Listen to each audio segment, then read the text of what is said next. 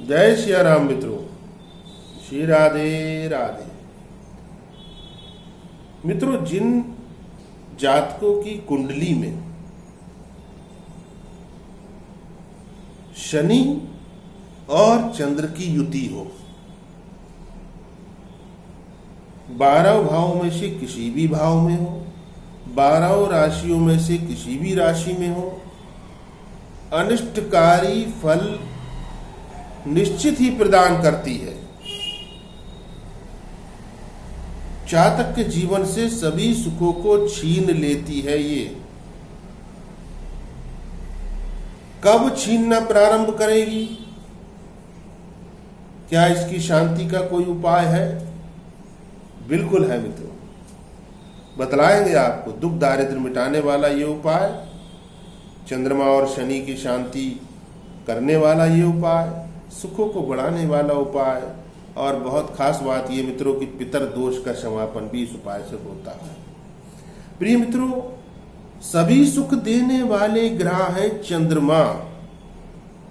जी हाँ मित्रों, वो भी निस्वार्थ। जैसे एक माँ, देखिए ज्योतिष शास्त्र में माँ को चंद्रमा का कारक माना गया है, पिता को सूर्य का। माँ जिस प्रकार से गर्भ में अपनी संतान का पालन पोषण करती है निस्वार्थ भाव से, और जन्म के पश्चात उसको पालती पोसती, उसको पैरों पर खड़ा करती, हष्ट पुष्ट बनाने का भरसक प्रयास करती है, इसी प्रकार से सभी सुख देने वाले हैं चंद्रमा। और जब चंद्र जैसे सौम्य, शीतल, अमृतमयी, जब शनि जैसे एक तामसिक ग्रह की युति संगति में आते हैं, तो शनि आपके चंद्रमा को धूमिल करना प्रारंभ करते हैं। अब जैसा मैंने पहले बतलाया था कि कब ये प्रारंभ करेंगे, जरूरी नहीं है कि जन्म के प्रारंभ के कुछ समय बाद ही ऐसा हो।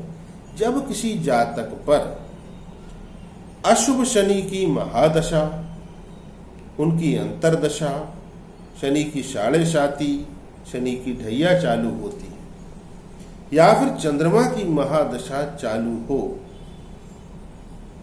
तो उसमें जो शनि की अंतरदशा का कालखंड आएगा, इस पीरियड में जातक के जीवन में दुखों का एक लंबा अध्याय प्रारंभ होता है, और जिसका समापन होता हुआ दिखता ही नहीं है। शनि सबसे पहले व्यक्ति के मानसिक सुकून को चूसना प्रारंभ करते हैं, फिर उसको फिजिकली तकलीफें उसकी प्रारंभ होती हैं। हड्डियों में दर्द, जोड़ जो होते हैं, जोड़ों में दर्द, चोट ही लगने की संभावना बनती है, दुर्घटना आदि जिसको कहते हैं, और व्यक्ति अपने विश्वास पात्रों से धोखा उठाता है। इस कालखंड में आर्थिक रूप से व्यक्ति को दरिद्र बनाते हैं, सभी सुखों को छीन लेते हैं, और शनि चंद्रमा को काला करने का भरसक प्रयास करते हैं। व्यक्ति के सुख देने वाले जो ग्रह हैं चंद्रमा को ही उन्होंने अपनी तरफ खींच लिया, अपनी काली छाया में खींच लिया। मित्रों, कैसे करके सुख की प्राप्ति होगी उस जातक को? दुख का तो मित्रों 1 घंटा भी बहुत भारी होता है, और सुख का तो 1 साल भी पता नहीं चलता कहां पंख लगा करके उड़ गया समय। तो यदि किसी जातक की कुंडली में चंद्र शनि की युति हो, तो इसकी शांति कैसे हो, इसका उपाय आपको बतलाते हैं। दुख दारिद्र मिटाने वाला उपाय है ये। पितरों की भी शांति होती है इस उपाय से। आपको 1 नहीं 3 उपाय बतलाएंगे मित्रों, और 3 में से यदि आप चाहें तो तीनों उपायों को प्रारंभ कर लीजिए, और आपके जीवन में अभूतपूर्व परिवर्तन आप निश्चित देखोगे।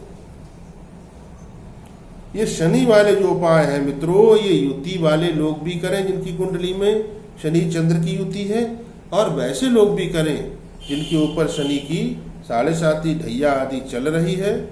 या शनि लोहे के पांव से उनको बहुत अधिक परेशान कर रहे हैं, आर्थिक रूप से जो लोग बहुत परेशान हैं, दुखी हैं, दरिद्रता में जीवन जी रहे हैं, कष्ट में जीवन जी रहे हैं, वे भी इसको कर सकते हैं। बेखटके करिए मित्रों, निश्चित होकर करिए, असीम लाभ की प्राप्ति आपको होगी।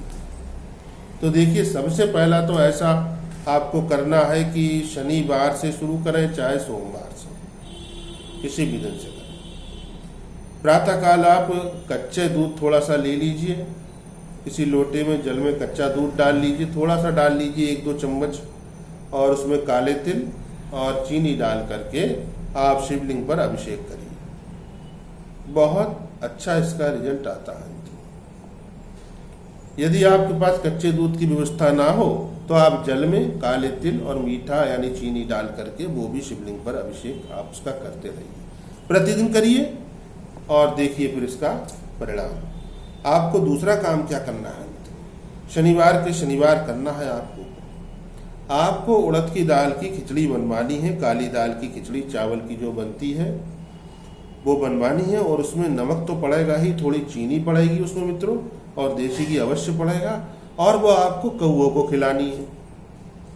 तो देखिए, एक साथ आपको कौआ क्या है, शनि का वाहन है, और कौआ ही में पितरों का वास भी माना जाता है। धन आपको ऐसा प्राप्त होगा मित्रों कि आप सोच भी नहीं सकते। ये क्रिया करिए, और यदि कौए आपको नहीं मिलते हैं तो आप वही खिचड़ी थोड़ी अधिक मात्रा में बना करके किसी तबेले डेयरी में जाकर के भैंस को खिला सकते हैं। मेरे मित्रों, भैंस यमराज का वाहन है, और यम कौन है, शनि के भाई हैं। तो शनिदेव और यमराज, इन दोनों की आपको कृपा प्राप्त होगी, आपके दुख दारिद्र मिटेंगे यदि तीनों कार्य आप प्रारंभ एक साथ कर लेते हैं, अर्थात जलाभिषेक शिवलिंग पर करते हैं, कौओं को खिलाते हैं और भैंस को भी खिलाते हैं, तो आपके जीवन में फिर दरिद्रता रह ही नहीं सकती। सुखों का एक नया अध्याय आपके जीवन में प्रारंभ होगा, निश्चित होगा मित्रों। बेखटके आप इसको कीजिए।